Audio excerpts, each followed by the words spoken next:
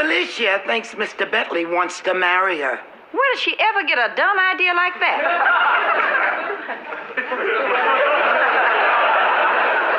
Oh, direct from the factory. Which one do you think is soft? This one.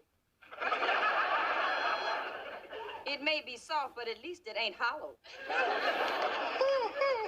The moment you call this sweet woman a sinner, you lost your wings and sprouted a tail. Now, Florence, This woman is a saint. Look who she married. And someday maybe I'll end up with a maid at work. I doubt it, because it ain't easy working in all this heat. What heat? All that hot air coming out your mouth. For the many of us who watch The Jeffersons, we know the funny, witty, outspoken, take-no-crap maid, Florence Johnston. She helped to bring so much life to that show. Her interaction with George Jefferson was top-notch. The insults between both of them was so funny. Then we continued to love her in another great show, 227, where she was a funny mother and wife.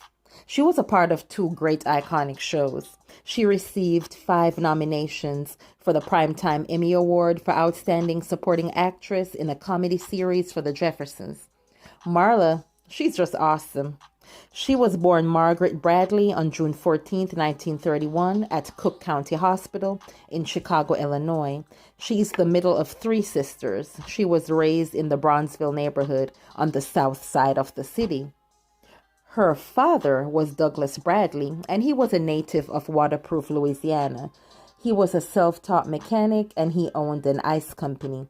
He was of Jamaican ancestry. Her mother was Ophelia Birdie. She was a businesswoman who occasionally ran numbers in the gambling trade, and she was of Haitian descent. Her parents got divorced in 1936, and her mother remarried Charles Cady, and they relocated to Detroit, Michigan.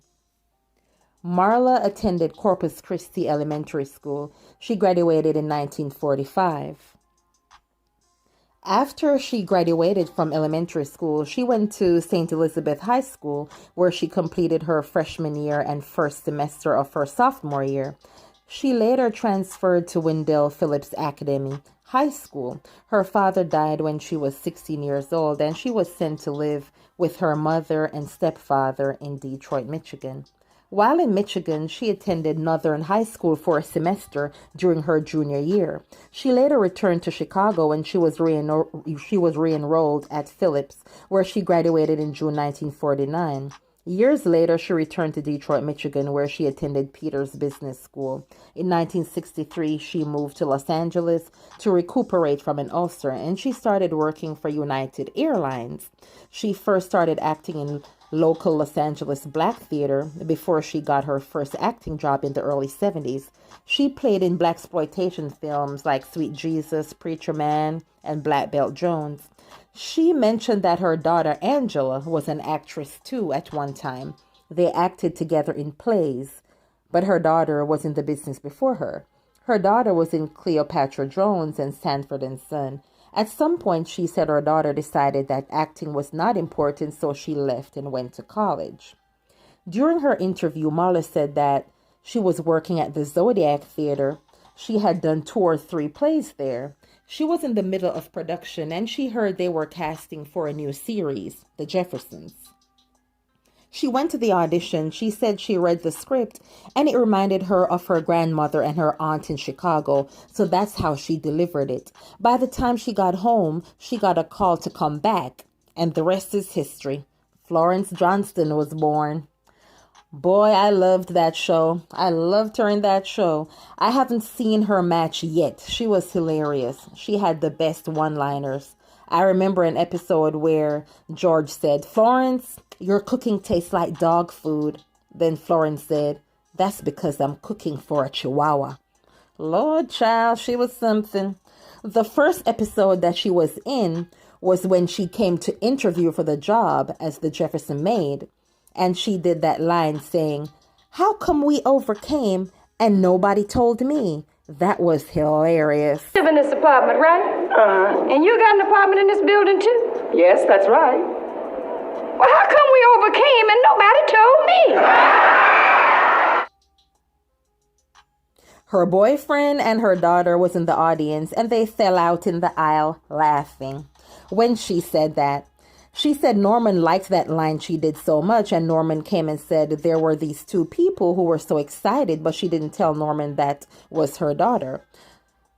So they wrote something else for her on the 5th episode and on the 8th episode, and then they offered her the part. She got a contract for the next season for 7 out of 13. That was a great decision for them to make her Florence, to hire her like that, because she was awesome. In 1981, she left the Jeffersons for a short while. She starred in the short-lived spin-off of the Jeffersons called Checking In. But that show didn't take off. Marla did all 11 seasons of The Jeffersons. The Jeffersons ended in 1985, and Marla got another big break when she starred in 227. On 227, she fought to get the cast that she wanted. She said they did it as a play for 6 months. Everybody came to see it, including the head of NBC, Norman Lear. He said he heard that they had a good play and he wanted to see it, and she told him that he better come to see it tomorrow because they're closing. He asked her what she's doing with the play, and she said, well, she's talking to Columbia. He asked her if she signed anything, and she said no, because they haven't gotten around to talking about any money. He told her to call his office and asked her to let him and her do it. She mentioned on the Sherry Shepherd show that they didn't want her to have a man on the show, and she told them that she's not doing the show without a man.